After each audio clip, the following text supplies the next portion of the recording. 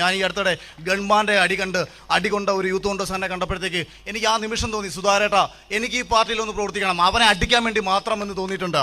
കാരണം അത്രയേറെ ദേഷ്യം വന്നൊരു സാഹചര്യമായിരുന്നു അത്. പക്ഷേ എനിക്ക് ഭയങ്കര വിഷമം തോന്നിയൊരു സാഹചര്യം ഉണ്ടായിട്ടുണ്ട്. ആ അടികൊണ്ട യൂത്ത് കോൺഗ്രസ് പ്രവർത്തനത്തിന് വേണ്ടിയിട്ട് എത്ര നേതാക്കന്മാർ സംസാരിച്ചു, വൈകിട്ടാണ് പിന്നീട് പലരും സംസാരിച്ചത്. അങ്ങനെ ആവരുത്. അടിച്ചാൽ കരയുന്ന കാലമല്ല, അടിച്ചാൽ തിരിച്ചടിക്കേണ്ട കാലമാണ് ഉണ്ടാവുന്നത്.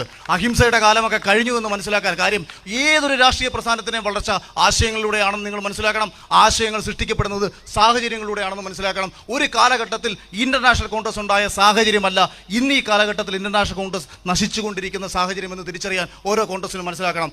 അന്നത്തെ കമ്മ്യൂണിസ്റ്റ് പാർട്ടിയല്ല ഇന്നത്തെ കമ്മ്യൂണിസ്റ്റ് പാർട്ടി. സാഹചര്യം മനസ്സിലാക്കി പ്രവർത്തിച്ച ഒരു മുഖ്യമന്ത്രിയാണ് CPM-ന്റെ മുഖ്യമന്ത്രി. പക്ഷേ ആ മുഖ്യമന്ത്രി ഒരു നല്ല മനുഷ്യനാണെന്ന് പോയിട്ട് ഒരു രീതിയിലും അംഗീകരിക്കാൻ കൊള്ളാത്ത ഒരു തെമ്മാടിയായ രാജാവിനെ പോലെ ഭരിക്കുന്ന ഒരു മുഖ്യമന്ത്രി നമ്മുടെ നാട് ഭരിച്ചുകൊണ്ടിരിക്കുമ്പോൾ അദ്ദേഹത്തിൻ്റെ പ്രവർത്തനങ്ങൾക്ക് കൈയടിക്കുന്ന ഒരു DYFIക്കാരനെ ദയവ് ചെയ്ത് നിങ്ങൾ തിരുത്താൻ നിൽക്കരുത്. ഒരു കാരണവശാലും നിങ്ങൾക്ക് ഇവരെ തിരുത്തി മുന്നോട്ട് പോകാൻ പറ്റില്ല. ഒരു കൊച്ചു വളരെ ലളിതമായ ഒരു ഉദാഹരണം പറയാം. പിണറായി വിജയൻ്റെ അപ്പിയെടുത്ത് സ്വർണ്ണമാണെന്ന് പറഞ്ഞ് കൊടുത്തു കഴിഞ്ഞാൽ അതുകൊണ്ട് ജുവലറിയിൽ വിൽക്കാൻ ശ്രമിക്കുകയും ആ ജുവലറി ഇരിക്കുന്ന ഒരു മുതലാളി പറയുകയാണ് ഇത് സ്വർണ്ണമല്ല ഇത് അപ്പിയാണെന്ന് പറഞ്ഞു കഴിഞ്ഞാൽ ആ ജുവലറിയുടെ മുതലാളിയെ അടിക്കുകയും ചെയ്യുന്ന ഒരു കമ്മ്യൂണിസ്റ്റുകാരനെ നിങ്ങൾ തിരുത്താൻ പോരുത്. അവനെ തിരുത്തിയിട്ട് കാര്യമില്ല.